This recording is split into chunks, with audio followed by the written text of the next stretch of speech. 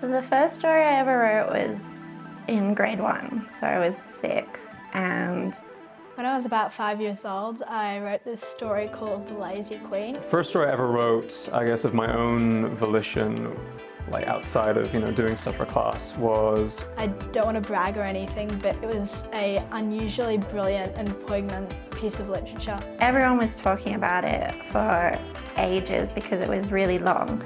Just kidding, it was terrible. I can't even remember what it was about, to be honest.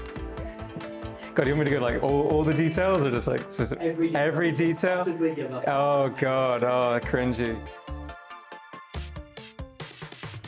So we established the Alan Unwin Writers Prize about 4 years ago now, and it's been incredibly valuable, an incredibly valuable partnership between QUT and Alan and Unwin to give young writers an opportunity to have their work recognised professionally, and then also to work with a publisher, a well-known, legendary publishing figure in Australian publishing, Annette Barlow. That mentorship aspect, along with the recognition of somebody's work, those two things together are incredibly valuable for young writers. As I've grown up, I've gotten more into like realistic stuff, literary fiction. I got more into just like, I guess, literary as a genre. Like I got really into Haruki Murakami's books, for instance. I read a book called Carry On by Rainbow Rowell.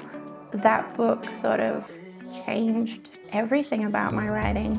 I just sat on my feelings around the book for a day and then just started writing, and I needed to get out something quick, so it took me about 3 days.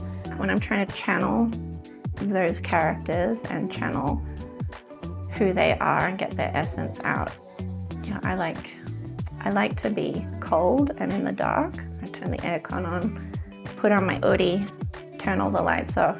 When I'm writing, I like to have music playing, but I like to have just the one song on where I think I'm in the right kind of mood that matches what I'm writing. It took about 2 months to write it.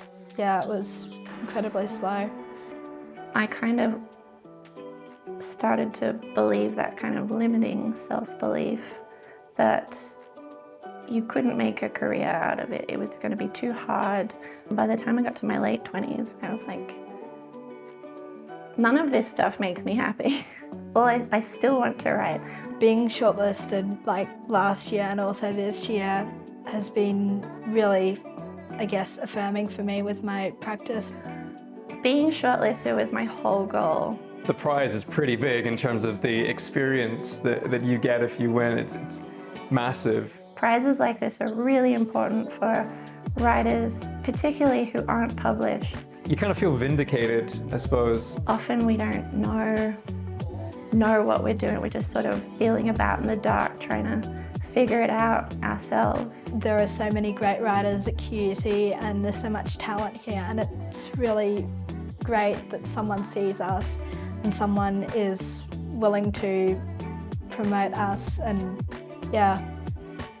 showcase our work. That's really important to me, and I think it's really important to everyone here, so thank you so much.